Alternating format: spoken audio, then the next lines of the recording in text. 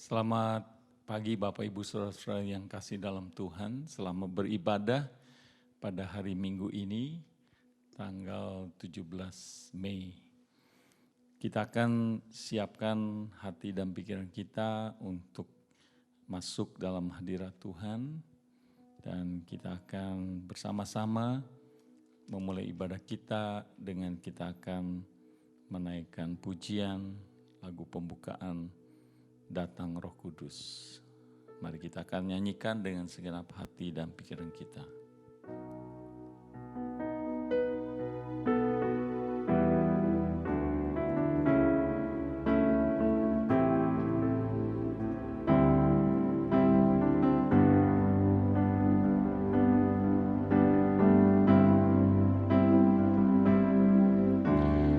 Datang Roh Kudus, Kau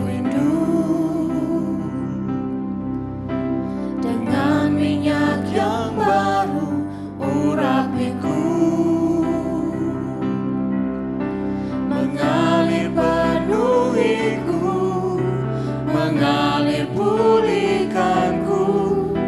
Kuasa-Mu bebaskan hidupku. Datang Roh Kudus, datang Roh Kudus, Aku rindu. Dengan minyak yang baru urapiku, mengalir penuhiku, mengalir pulihkanku. Kuasa-Mu bebaskan hidupku. Satu yang ku rindu, bersekutu denganmu. Bawaku lebih lagi tinggal di dalam-Mu, nikmati hadirat-Mu, jamalah seluruh hidupku. Urapan-Mu mengubah hidupku. datang Roh Kudus, Datang Roh Kudus, Kau rindu. Dengan minyak yang baru urapiku, mengalir penuhiku, mengalir pulihkanku. Kuasa-Mu bebaskan hidupku. satu yang ku rindu, Satu yang ku rindu, bersekutu denganmu. Bawaku lebih lagi tinggal di dalam-Mu, nikmati hadirat-Mu, jamalah seluruh hidupku. Urapan-Mu mengubah hidupku. satu yang ku rindu, Satu yang ku rindu, bersekutu denganmu. Bawaku lebih lagi tinggal di dalam-Mu, nikmati hadirat-Mu, jamalah seluruh hidupku. Urapan-Mu mengubah hidupku. Urapan-Mu mengubah hidupku. urapan-Mu mengubah. Urapan-Mu mengubah hidupku. Mari kita akan bersama-sama berdoa.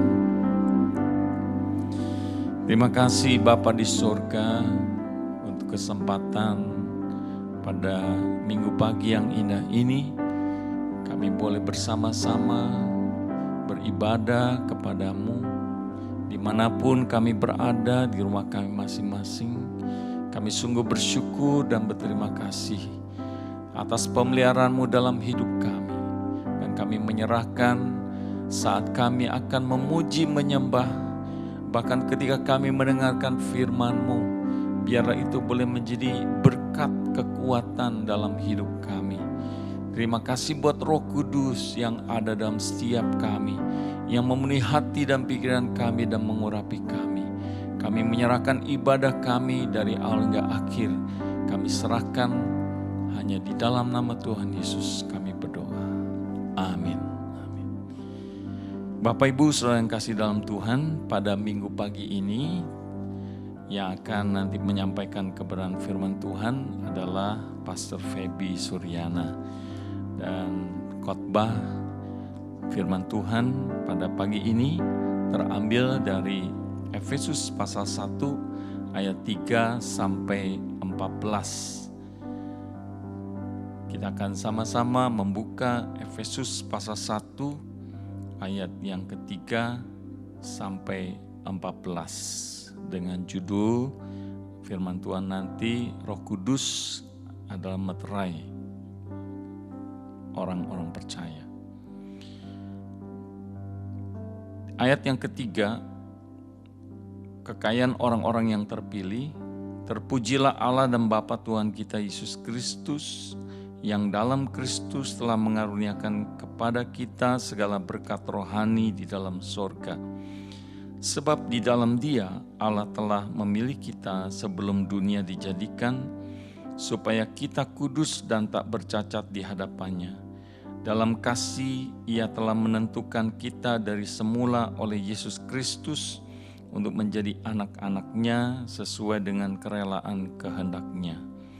Supaya terpujilah kasih karunia-Nya yang mulia yang dikaruniakannya kepada kita di dalam Dia yang dikasihinya. Sebab di dalam Dia dan oleh darah-Nya kita beroleh penebusan, yaitu pengampunan dosa menurut kekayaan kasih karunia-Nya yang dilimpahkannya kepada kita dalam segala hikmat dan pengertian. Sebab Ia telah menyatakan rahasia kehendak-Nya kepada kita sesuai dengan rencana kerelaannya, yaitu rencana kerelaan yang dari semula telah ditetapkannya di dalam Kristus, sebagai persiapkan kegenapan waktu untuk mempersatukan di dalam Kristus sebagai kepala segala sesuatu, baik yang di sorga maupun yang di bumi. Aku katakan di dalam Kristus, karena di dalam Dialah kami mendapat bagian yang dijanjikan. Kami yang dari semula ditentukan untuk menerima bagian itu sesuai dengan maksud Allah, yang di dalam segala sesuatu bekerja menurut keputusan kehendak-Nya, supaya kami yang sebelumnya telah menaruh harapan pada Kristus boleh menjadi puji-pujian bagi kemuliaan-Nya.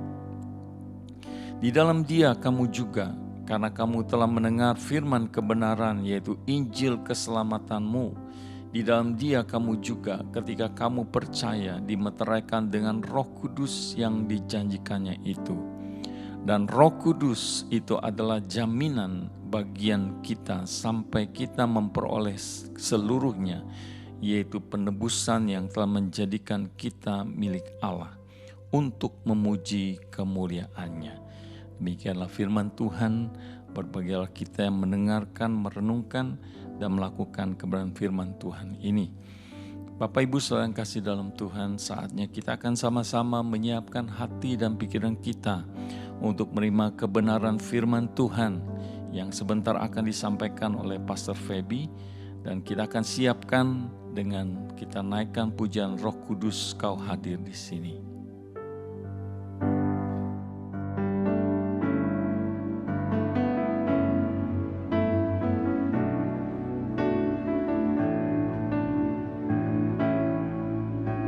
Roh Kudus, Kau hadir di sini.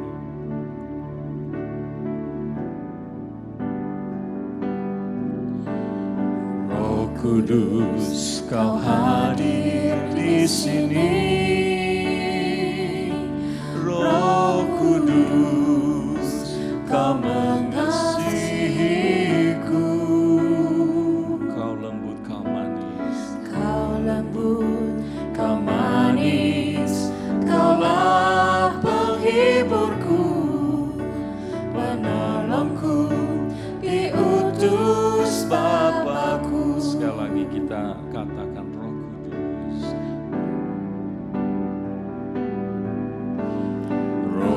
Kudus, Kau hadir di sini. Roh Kudus, Kau mengasihiku.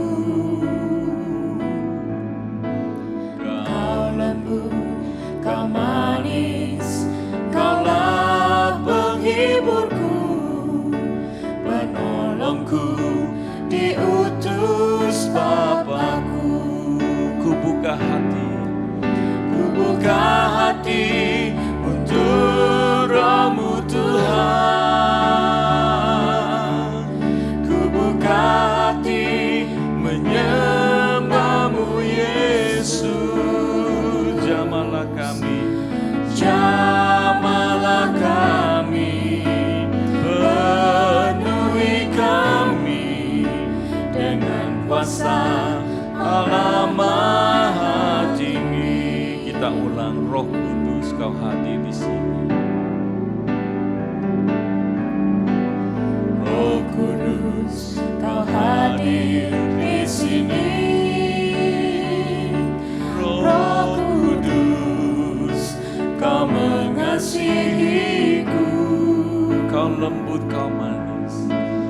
Kau lembut, Kau manis, Kaulah penghiburku, penolongku, diutus Bapakku. Mari kita katakan, ku buka hati. Ku buka hati untuk Roh-Mu Tuhan.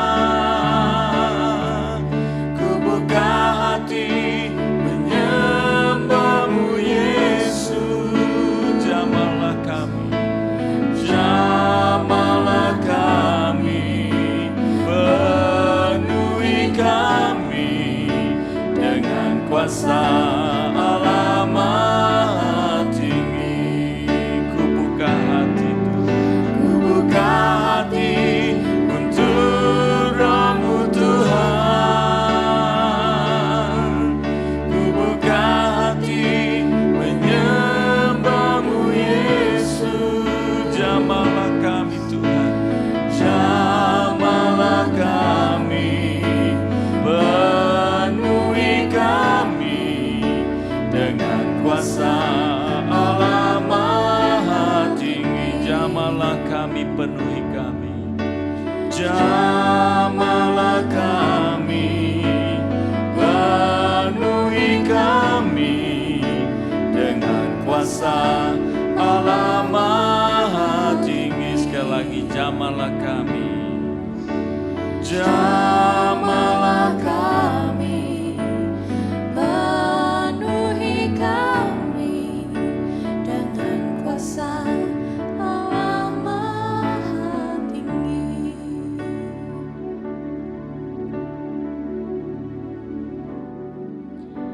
Mari kita berdoa bersama-sama. Bapa di surga, kami mengucap syukur buat persekutuan yang indah dengan Engkau pagi hari ini bersama dengan saudara-saudara kami seiman. Walaupun kami terpisah dengan jarak Tuhan, tetapi hadirat-Mu tidak terbataskan oleh tembok-tembok sekalipun. Dan sekalipun kami tidak ada di dalam gedung gereja, kami tahu hadirat-Mu ada di tengah-tengah kami pada saat hari ini. Ketika kami sungguh-sungguh Tuhan menghadap kepada Engkau, mengharapkan Engkau Tuhan untuk berbicara kepada kami. Kami berterima kasih buat Yesus yang sudah mati di atas kayu salib, menebus dan membayar dosa kami, sehingga kami boleh dijadikan anak-anak Tuhan. Kami bersyukur juga buat Roh Kudus yang dijanjikan dan ada di tengah-tengah kami dan ada di dalam hidup kami. Kami bersyukur Tuhan buat perkara-perkara yang ajaib, yang besar yang Kau lakukan buat hidup kami. Kami berdoa Tuhan, kami memohon supaya Engkau beracara dan Engkau berbicara pada kami melalui firman Tuhan pada pagi hari ini. Kami buka hati kami Tuhan untuk mendengarkan firman-Mu. Engkau jadikan firman-Mu itu terang bagi hati kami, hidup kami, sehingga kami berada dan berjalan di jalan-jalan-Mu. Berdoa untuk hamba-Mu yang akan menyampaikan firman. Kau berkati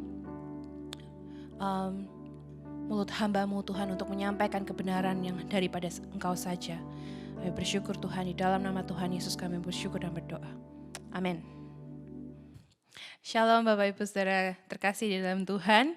Kembali kita bersama-sama menyaksikan ibadah online di NLICC. Tidak terasa sudah 2 bulan, tapi saya berharap dan berdoa agar kita tetap excited untuk mendengarkan firman Tuhan. Dan firman Tuhan pagi hari ini diberi judul Roh Kudus adalah Materai Hidup Baru. Dari Efesus 1 ayat 3-14 yang sudah kita baca bersama-sama tadi. Sebelumnya saya mau mulai dengan satu pertanyaan. Pernahkah Bapak Ibu Saudara berada di dalam satu situasi atau kondisi sedang conversation, sedang bercakap-cakap dengan entah itu suami atau istri atau teman saudara misalnya. Dan kemudian saudara tidak setuju dengan satu pendapat yang mereka kemukakan. Lalu saudara memberikan argumen yang tidak terlalu mulus sehingga kata-kata yang keluar itu menyakiti hati baik suami atau istri atau teman saudara yang ajak bicara. Dan kemudian saudara pergi begitu saja.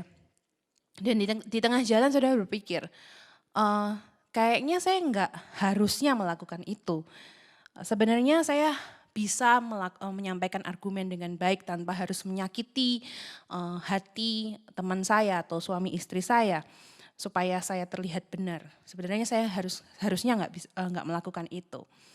Nah, hari ini saya akan mengajak saudara semua untuk belajar bersama-sama tentang yang namanya the power of identity atau kuasa sebuah identitas diri. Jika kita tahu dan mengerti inti utama yang Allah lakukan bagi hidup kita, kita akan memahaminya sampai level yang paling dalam, maka kita melakukan sesuatu berdasarkan identitas kita di dalam diri Allah, dan instead of melakukan apa yang kita ingin lakukan. Karena permasalahannya adalah kita semua sering bertindak berdasarkan habit kita, berdasarkan karakter kita, instead of identity yang kita punyai di dalam Kristus. Nah, saya akan jelaskan lebih lanjut tentang hal ini. Tapi sebelumnya, karena kita tadi baca Efesus pasal yang pertama, saya mau menceritakan sedikit latar belakang dari Efesus, dari kitab Efesus ini. Paulus yang menulis surat untuk jemaat di Efesus ini menemukan hal-hal yang dia perlu sampaikan untuk jemaat di Efesus, dan ini ditulis 3 dekade setelah Tuhan Yesus disalib. Jika saudara pergi ke Efesus pada zaman abad yang pertama, di mana kitab Efesus ini ditulis, saudara akan menemukan beberapa struktur bangunan seperti kuil Artemis atau yang disebut juga kuil Diana. Dan diperkirakan ukuran bangunannya itu seukuran lapangan bola. Jadi itu dikelilingi pilar yang terbuat dari batu marmer. Jadi itu salah satu bangunan terbesar di dunia pada saat itu. Tetapi kuil ini hanyalah salah satu bagian dari kota Efesus, bahkan cuma luaran pintu gerbang kota Efesus. Efesus juga punya sebuah teater, bukan yang terbesar di masa pemerintahan Romawi, tapi kapasitas tempat duduknya mencapai 25.000 seats. Dan bangunan signifikan yang lainnya adalah agora, yaitu jalan masuk ke kota Efesus, dan dipenuhi oleh bangunan-bangunan yang memimpin kita untuk memasuki sebuah pusat bisnis atau kita sebut CBD. Pusat bisnis ini saudara bisa beli apa saja, dan ukurannya ini lebih besar lagi, 2 kali lapangan bola. Jadi welcome to Efesus, selamat datang di Efesus, yang bukan cuma kota kecil kalau saudara bayangkan sebuah kota di Alkitab, rumah-rumah sederhana, ternak, sawah, dan lain-lain. Kota Efesus ini termasuk kota yang modern. Mungkin kita bisa bilang kalau compare dengan sekarang lebih besar daripada Sydney. Mungkin kita bisa bilang itu seperti Tokyo-nya zaman dulu atau New York City-nya zaman dulu. Dan dipercayai Efesus ini adalah kota terbesar keempat di dunia pada saat itu. Dan seperti kota besar pada umumnya, banyak pencuri, kemudian prostitusi, kemudian orang suka mabuk, orang suka minum, orang suka pesta. Dan itulah kehidupan kota di Efesus. Di dikagumi sebagai kota besar, tapi penduduknya tidak seindah kotanya. Nah, suatu hari Paulus mengunjungi kota Efesus dan mulai mengabarkan Injil, siapa Allah, siapa Yesus Kristus, apa yang dilakukannya. Dan Injil mulai berkembang di kota Efesus. Dan kemudian Paulus mengajar mereka selama kurang lebih 2,5 tahun. Dan kemudian dia pergi meninggalkan jemaat di Efesus. Nah, jemaat di Efesus memiliki hidup yang baru, tapi sedihnya mereka masih memiliki kebiasaan-kebiasaan lama. Mereka memiliki kebiasaan-kebiasaan lama dan melakukan kebiasaan-kebiasaan lama. Jadi mereka masih pergi ke tempat prostitusi, mereka masih dengan emosi yang meledak-ledak, orang tukang marah, berkata-kata kasar, masih hidup di dalam gosip, pencurian dan lain sebagainya. Nah, Paulus menulis surat ini dengan tujuan adalah untuk memberikan review Injil yang pernah dia sampaikan beberapa tahun sebelumnya, dan ini yang kita baca hari ini.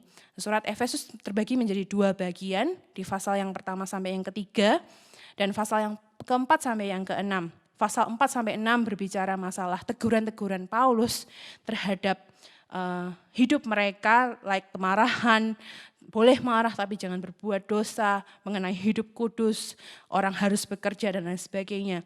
Lalu pertanyaannya, apa yang Paulus tulis di pasal yang pertama sampai yang ketiga, pasal yang ketiga? Yang inti dari pasal 1 sampai pasal yang ketiga adalah Paulus ingin mengingatkan identitas diri mereka. Remember who you are. Ingatlah siapa kamu, ingatlah bagaimana Allah mengasihi kamu, mengambil kamu, memberikan kamu anugerahnya, supaya kamu yang harusnya mati, kamu dikasih CPR supaya kamu selamat, jiwamu selamat. Dan bagaimana Allah mempersatukan Yahudi dan non-Yahudi dalam satu tubuh di dalam gereja Kristus. Di 3 pasal pertama ini Paulus mengingatkan identitas diri mereka. Because seringkali we behave the way we behave because we think the way we think. Dan karena itu Paulus terus mengingatkan mereka siapa mereka di dalam Kristus. Nah, dia menggunakan gambaran-gambaran di dalam ayat 3 sampai 14 di pasal yang pertama ini. Ada 3 kata yang digunakan oleh Paulus sebelum kita masuk ke dalam kata meterai yang menjadi pembahasan kita hari ini. 2 kata pertama adalah adopsi dan penebusan dan kemudian meterai. Nah, kita akan lihat bersama-sama satu persatu. Yang pertama, Allah mengadopsi. Paulus menggunakan kata adopsi di ayat yang kelima. Dalam kasih-Nya ia menentukan kita dari semula oleh Yesus Kristus untuk menjadi anak-anak-Nya, sesuai dengan kerelaan kehendak-Nya. Di dalam terjemahan bahasa Inggris menjadi anak-anak-Nya ada kata adopsi. Dengan kerelaan, sesuai dengan kehendak-Nya. So Allah memberikan itu, melakukan itu dengan kesukaannya, dengan kerelaan hatinya. Jadi apa identitas utama saudara di dalam diri Kristus? Yaitu kita punya hubungan dengan Tuhan karena kita sudah diadopsi. Nah, tendensi kita untuk melihat bagian ini, kita melihat dari mata orang abad 21. Coba kita lihat konsep adopsi ini dari kacamata orang abad pertama. Di dalam sebuah pertunjukan yang namanya Oedipus Rex, itu dilakukan di Teater Miletus di Efesus, ada sekitar 15.000 orang yang menonton. Cerita ini, pertunjukan ini tentang King Laus dan Queen Jocasta of Thebes. Mereka expecting bayi laki-laki. Tapi diramalkan bayi laki-laki mereka akan membawa kesialan dalam keluarga mereka. Nah, ketika bayi ini lahir, diceritakan di pertunjukan itu King Laus mengangkat bayi ini, mengikat kakinya dan kemudian membuang bayi itu di semak-semak dan meninggalkan dia begitu saja. Nah, seorang gembala menemukan bayi laki-laki ini, kemudian diberi nama Oedipus, kemudian yang artinya swollen feet atau kaki yang bengkak karena posisinya pada saat itu dia kakinya bengkak. Dan kemudian Oedipus dirawat, dibesarkan oleh Raja Korintus. Nah, adegan ini disaksikan oleh orang-orang Efesus pada saat itu dan mereka tidak shock sama sekali karena itu adalah hal yang normal. Di dalam budaya Romawi ketika seorang bayi lahir, bayi itu akan diletakkan di kaki ayahnya dan ayahnya berhak untuk klaim itu bayi sebagai anaknya atau kalau tidak sesuai dengan kehendaknya, misalnya dia pengen bayi laki-laki yang lahir perempuan atau sebaliknya, dia berhak juga untuk membuang bayi itu. Nah, mungkin juga bisa ayah itu melihat tanda lahir di bayi itu, kemudian dia nggak suka karena jelek, kemudian dibuang. Bisa aja. Jadi sangat jarang bayi Romawi itu dibunuh. Tapi mereka akan dihadapkan pada dewa-dewa dan dewa-dewa itu akan menentukan bayi itu akan diapakan. Nah, kemudian mereka akan dibawa ke Agora. Ingat Agora itu pusat bisnis di kota Efesus dan anak itu kemudian diperjualbelikan di situ. Mereka dibesarkan menjadi budak ataupun pelacur. Nah, inilah budaya di mana Paulus menulis surat ini. Paulus menulis surat ini kepada jemaat di Efesus mengatakan bahwa kasih Tuhanlah yang mengadopsi mereka. Bahwa penolakan adalah hal yang normal. Beberapa bayi dibunuh beberapa bayi dibunuh. Jadi kalau mereka jadi budak itu mereka dianggap beruntung.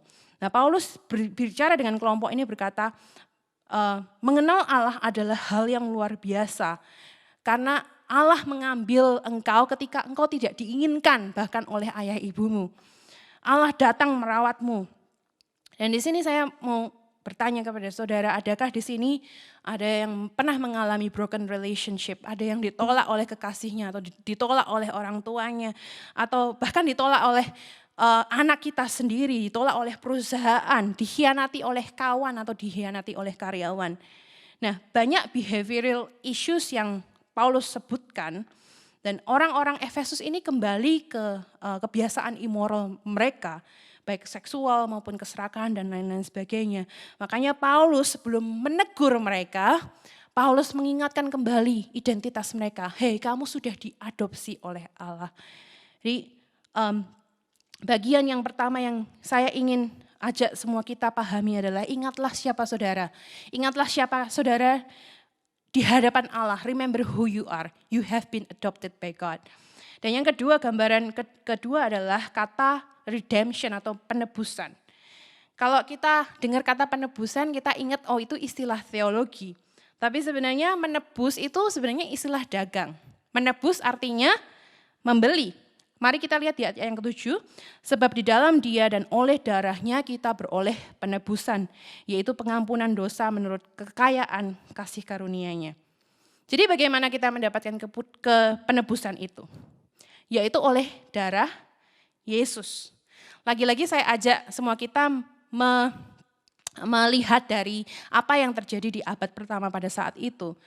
Efesus adalah pasar budak terbesar di Romawi, pusat bisnis di Efesus. Saudara nggak cuman pergi ke pusat bisnis dan menemukan bumbu dapur dari Timur Tengah atau jubah ungu dari Tiatira atau fashion trend yang terbaru dari Roma. Tapi saudara juga bisa jual beli manusia, yang seperti yang saya katakan tadi. Coba saudara Google 3 kata ini, Ephesus slave trade. Saudara akan temukan beberapa fakta mengenai ini. Dan bayangkan pada saat itu Paulus sedang mengajar, mengabarkan Injil kepada pengikut-pengikutnya yang adalah termasuk orang-orang yang diperjualbelikan. Lalu Paulus mungkin make a conversation with one of them gitu ya. Ngomong, kamu ini milik siapa? Dan dia bisa jawab, oh aku milik Cornelius. Lalu Paulus, gimana ceritanya? Dan dia akan menjawab, well waktu bayi aku dibuang oleh orang tuaku. Kemudian ada suami istri yang datang mengambil dan membesarkan aku jadi budak mereka.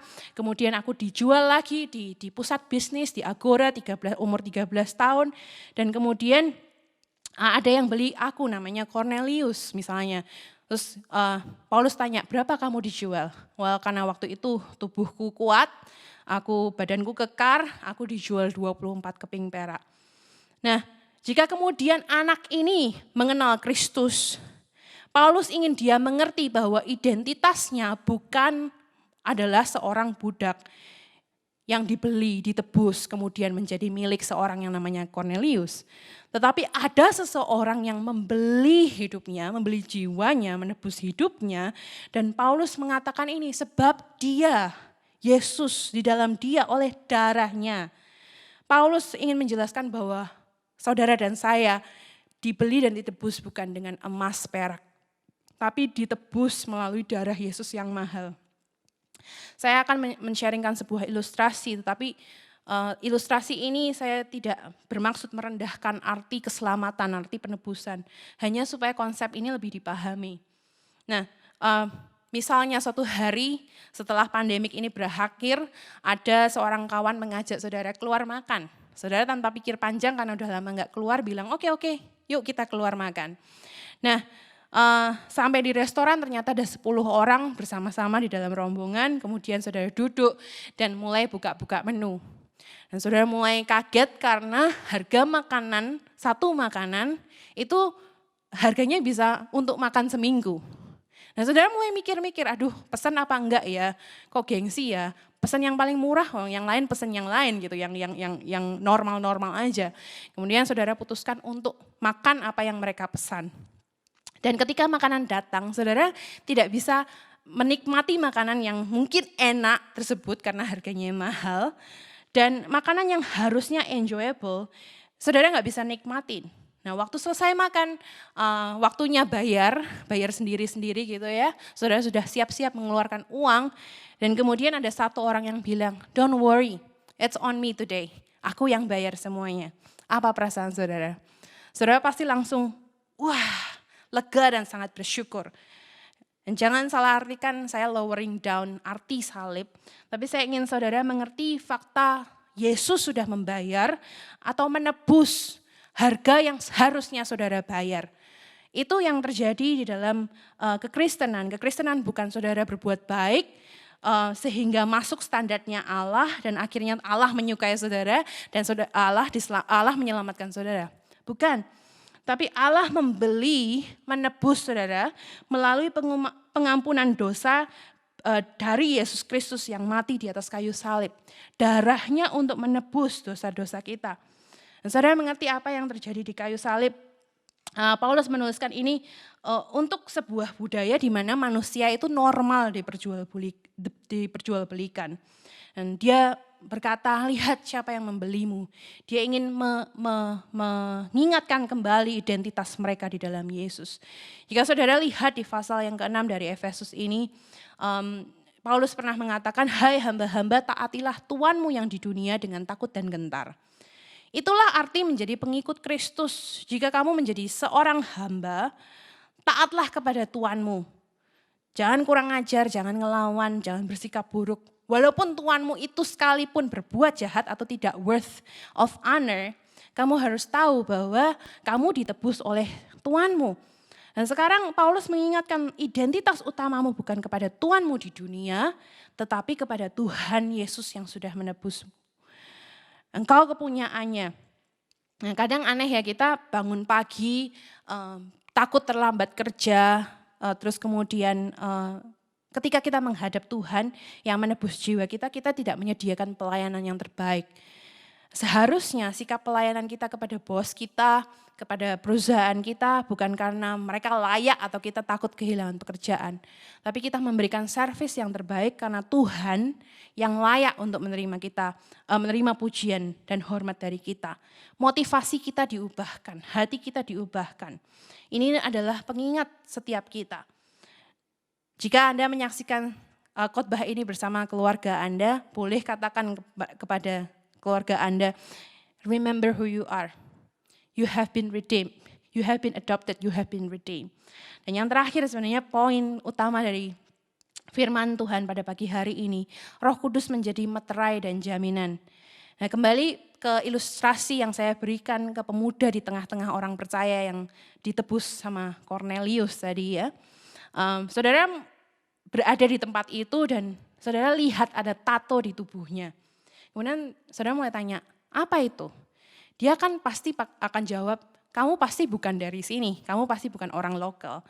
Karena tato itu adalah segel, ada namanya Cornelius atau siapapun nama keluarga yang membayar, menebus mereka untuk menjadi bagian dari keluarga mereka. Dan itu akan selama-lamanya berada di situ karena tato tidak bisa terhapus hanya dengan dibasuh-basuh atau diusap-usap. Dan itu adalah menggambarkan identitas, kepunyaan seseorang. Di ayat yang ke-13 dikatakan di dalam kamu juga karena kamu telah mendengar firman kebenaran, yaitu Injil keselamatanmu di dalam Dia, kamu juga ketika kamu percaya dimeteraikan dengan Roh Kudus yang dijanjikannya itu. Ya, Paulus sedang memberitahu, mengingatkan jemaat di Efesus, kamu ingat gak ketika aku datang mengabarkan Injil karunia Allah karena Dia mengirimkan Yesus.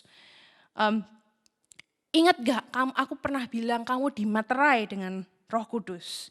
Nah, meterai ini melambangkan kepunyaan. Saya pernah khotbah di IC tentang signet ring yang untuk mengecap sebuah dokumen, jadi cincin yang dipanaskan kemudian untuk menganggap bahwa dokumen itu resmi punya kerajaan. Nah, signet ring ini nggak bisa dipakai untuk ternak, makanya mereka pakai hot iron, pakai besi panas. Kemudian mereka digrafir nama pemiliknya, kemudian dicapkan, disegelkan kepada ternak atau budak mereka sebagai lambang kepunyaan. Nah, kalau pernah nonton film Gladiator juga gitu, ada tentara yang namanya tangannya ditato 4 huruf SPQR. Itu dia ditandai karena dia adalah tentara Romawi. Tentara aja juga ditandai. Nah, jadi tanda atau meterai itu adalah hal yang wajar di situ karena itu adalah identitas atau engkau adalah kepunyaanku. Nah, kita harus paham bahwa ketika kita mengikut Kristus, kita menerima Yesus Kristus sebagai juru selamat kita, kita harus paham identitas utama kita ada di dalam Kristus dan engkau telah dimeterai. Atau artinya engkau telah disegel. Jika saudara punya messy family atau broken relationship, atau saudara merasa tertolak, saudara merasa rapuh, hidup sendiri, tidak ada seorang pun mengerti saudara, izinkan saya mengingatkan saudara saat ini, pagi hari ini, engkau bukan milik dunia ini, engkau milik Kristus. Tandanya apa? Roh Kudus yang ada di dalam kamu. Nah, yang menarik adalah kata earnest atau deposit di NIV di ayat yang ke-14. Dan Roh Kudus itu adalah jaminan, earnest atau deposit. Saudara tahu apa artinya deposit? Down payment bukan? Tanda jadi. Kalau saudara mau beli rumah terus saudara bayar DP-nya, artinya apa? Yang punya rumah ya nggak bisa jual ke orang lain. Saudara akan suatu hari kembali dan melunasi pembayaran itu dan rumah itu menjadi milik Anda. Nah, demikian juga ketika Roh Kudus diberikan sebagai meterai di dalam hidup kita, dia adalah deposit atau jaminan bahwa suatu saat Yesus yang memiliki kita akan datang kembali untuk menjemput kita bersama-sama. Makanya ini adalah keyakinan kita setiap kita orang percaya. Di Efesus 4 ayat 1 dikatakan, sebab itu aku menasihatkan kamu, aku orang yang dipenjarakan karena Tuhan, supaya hidupmu sebagai orang-orang yang telah dipanggil berpadanan dengan panggilan itu. Nah, di ayat ini Paulus mulai siap-siap melangkah ke step selanjutnya. Karena tadi saya bilang pasal 4-6 semuanya teguran. Apa yang mereka lakukan itu, ucapan mereka, pencurian, penipuan, kemarahan, mabuk. Paulus ingin meyakinkan dulu sebelum aku negur, aku pengen ngingetin identitas diri kamu di dalam Kristus. Nah, ketika kita menyadari identitas kita di dalam Kristus, kita akan melayani differently. Ketika kita melayani, kita tahu itu bukan pengorbanan, itu privilege. Tuhan Yesus berkorban buat kita.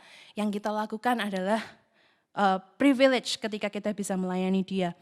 Ketika kita menyadari kita dikasihi oleh Allah, kita akan mengasihi orang lain differently. Ketika kita mengerti identitas kita akan memberi differently. Ketika kita mengerti identitas kita, will behave differently. Hidup kita, behavior kita diubahkan karena kita menyadari identitas kita. Nah, percayalah saudara, ketika saudara menyadari seal meterai hidup itu di dalam saudara, hidup saudara mulai diubahkan. Dan ketika saudara mulai diubahkan, Roh Kudus menjadi meterai saudara, saudara didelegasikan oleh Tuhan untuk memproklamirkan Tuhan di dalam hidup saudara. Mengajar orang lain, mengabarkan Injil kepada orang lain, untuk mengajak mereka masuk ke dalam kerajaan Allah, di dalam otoritas Allah, dan mereka juga boleh menjadi kepunyaan Allah. Demikianlah berita Injil yang harus kita terus perdengarkan di hati kita, supaya kita menyadari bahwa identitas kita ada di dalam Kristus. Mari kita bersama-sama berdoa. Bapa di surga, kami bersyukur Engkau sungguh sangat baik buat kami. Engkau terlebih dulu mengasihi kami Tuhan, bahkan ketika kami masih seorang pendosa. Engkau datang kepada kami, mengadopsi kami menjadi anak-anak-Mu. Dan bahkan tidak itu saja, Engkau mengirimkan Yesus Kristus untuk menebus dosa-dosa kami, untuk mati membayar harga yang mahal buat hidup kami, supaya kami boleh masuk di dalam kekekalan bersama dengan Engkau. Terima kasih juga buat janji Roh Kudus-Mu yang menjadi meterai bagi hidup kami, sehingga identitas kami ada di dalam Engkau. Kami adalah milik-Mu Tuhan, kami adalah anak-anak-Mu. Tidak peduli apa yang dunia katakan Tuhan, tidak peduli apa yang kami alami. Kami tahu satu hal yang pasti kami yakini, kami adalah milik Engkau Tuhan, dan Engkau terus bersama-sama dengan kami. Kami bersyukur Tuhan buat kasih-Mu yang luar biasa, buat anugerah-Mu yang besar buat kami. Kami sangat-sangat bersyukur dan kami tidak mau menyia-nyiakan hal itu. Karena itu kami mau menghidupi ini Tuhan, menjadi anak-anak-Mu yang diubahkan terus hari demi hari menjadi sama seperti Engkau Yesus. Kami bersyukur dan kiranya firman-Mu Engkau terus tetapkan di dalam hati kami sehingga itu bertumbuh dan berbuah lebat pada musimnya. Dan kami boleh Tuhan menghasilkan buah yang sesuai dengan rencana-Mu, sesuai dengan panggilan-Mu di dalam hidup kami. Kami bersyukur, mengucap syukur dan berdoa dalam nama Tuhan Yesus. Amin. Tuhan memberkati kita.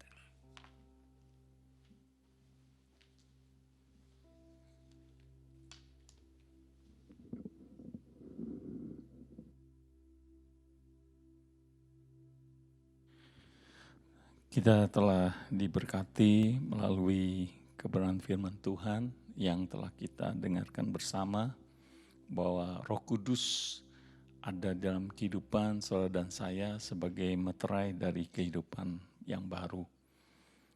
Dan saat ini kita akan sama-sama menyambut kebenaran firman Tuhan dengan kita akan naikkan pujian yang merupakan penyambutan daripada firman Tuhan, yaitu Roh-Mu yang hidup.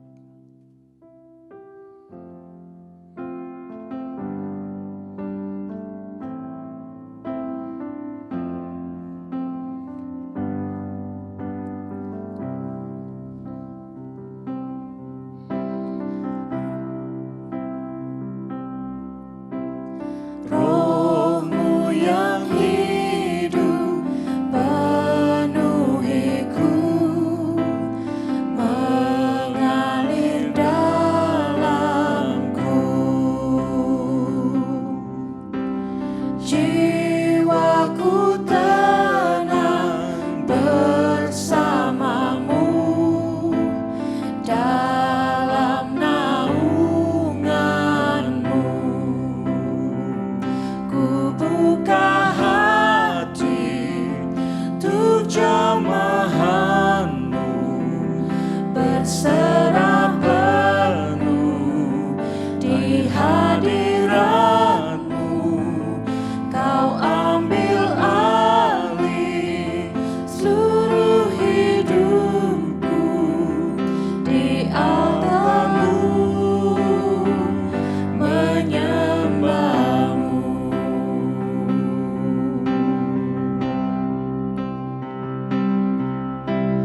Roh-Mu yang kudus, pulihkanku.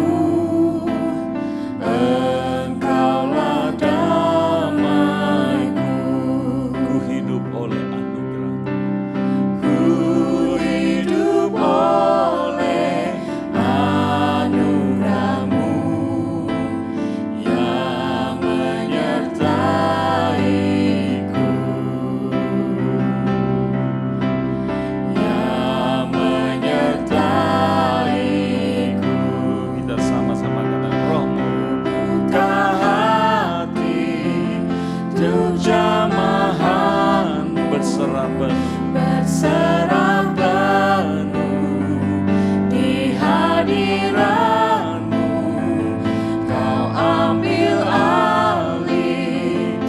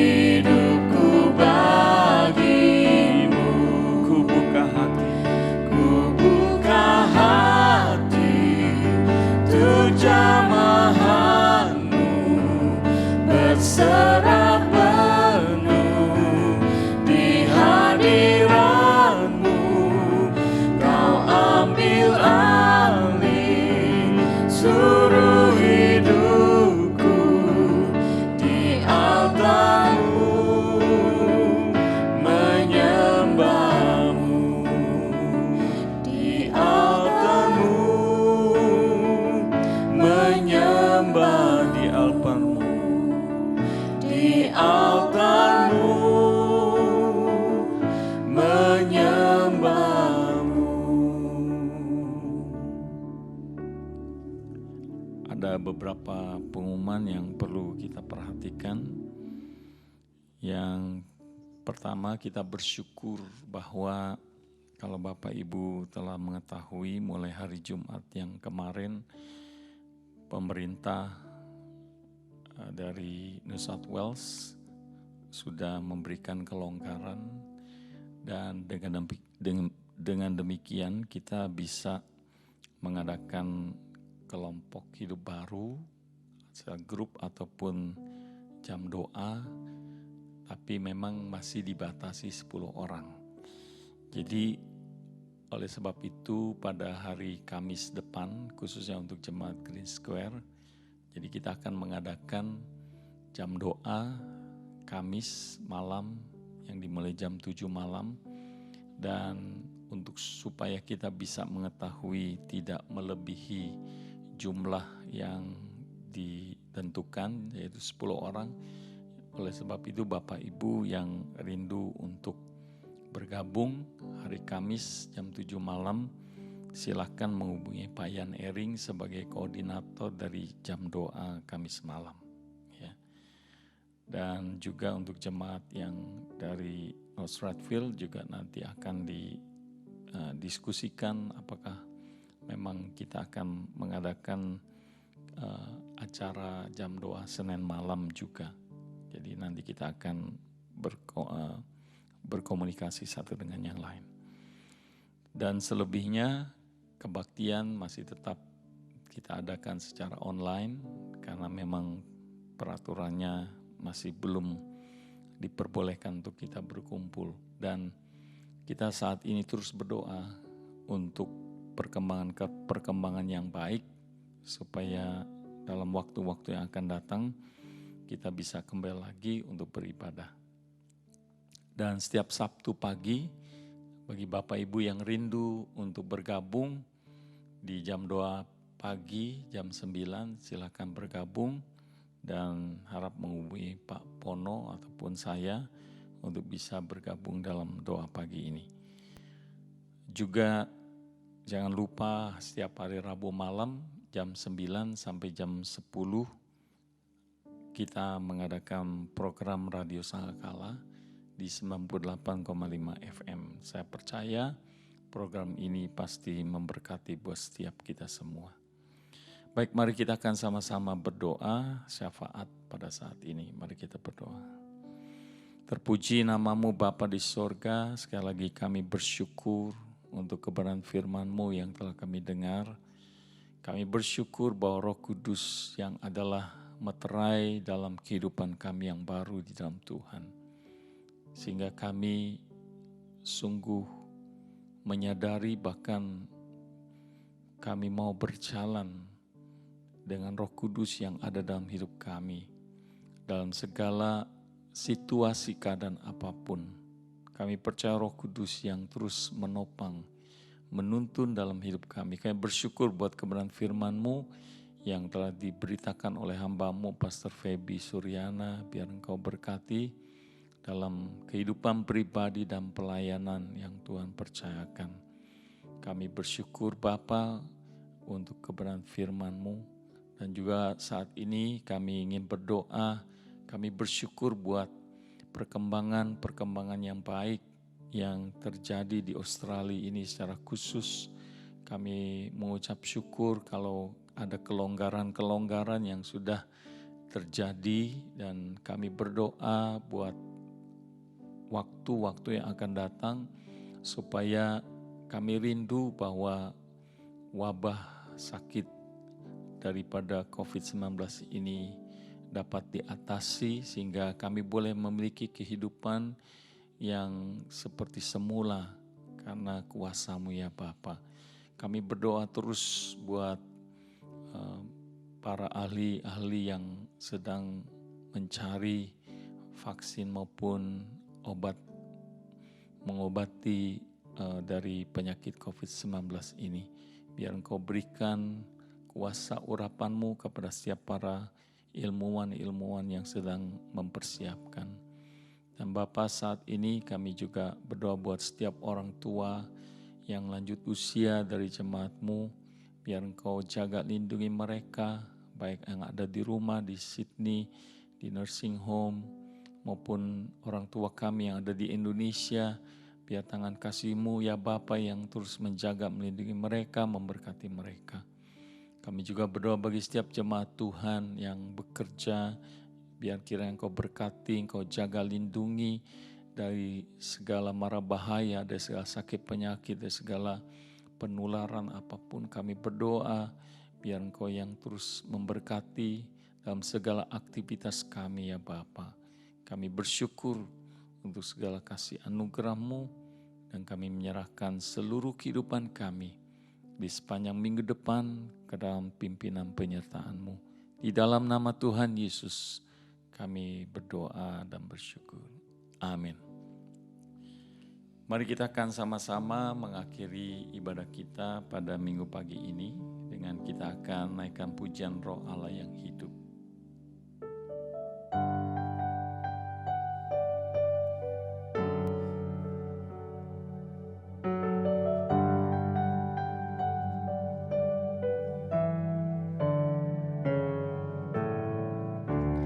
Roh Allah yang hidup penuhiku,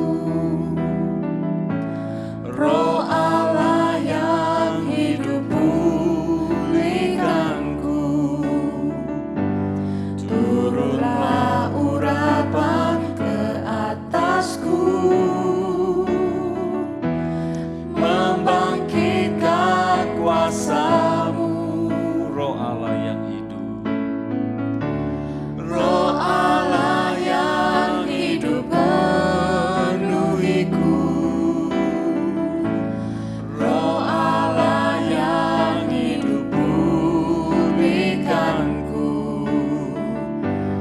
turunlah urapan ke atasku, membangkitkan kuasa-Mu, membebaskan hidup yang terbelenggu, memulihkan hati mereka yang terluka, serta menjelikan mata yang buta.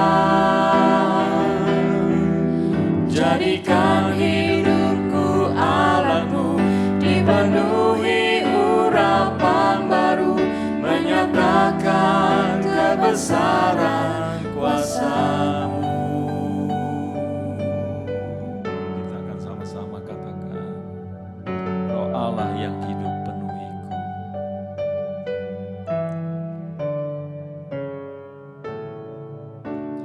Roh Allah yang hidup penuhiku,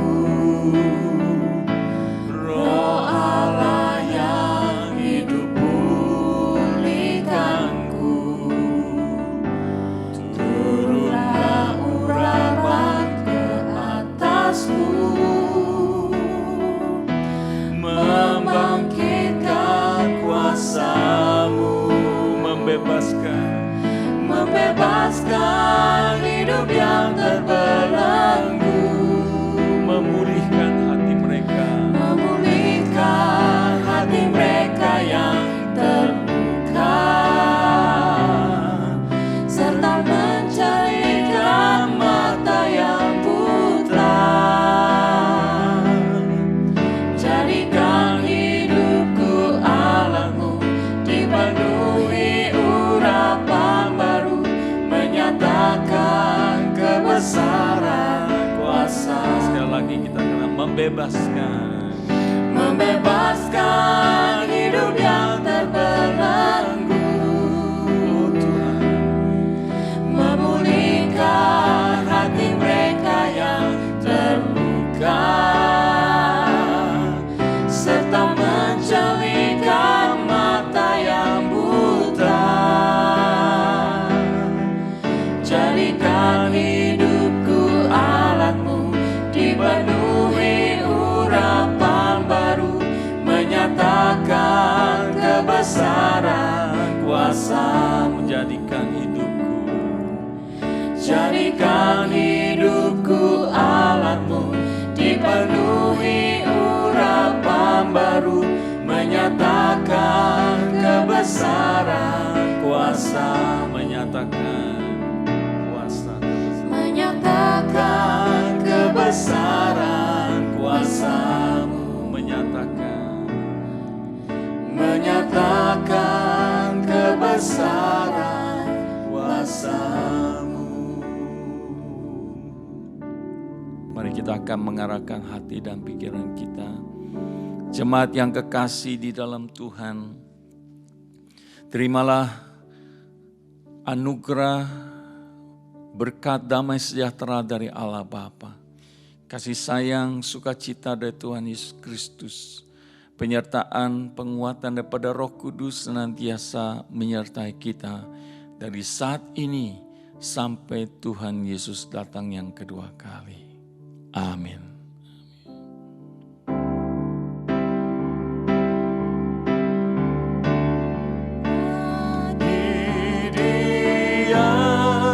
Segala pujian, hormat serta syukur kekal selamanya bagi Dia. Segala pujian, hormat serta syukur selama-lamanya.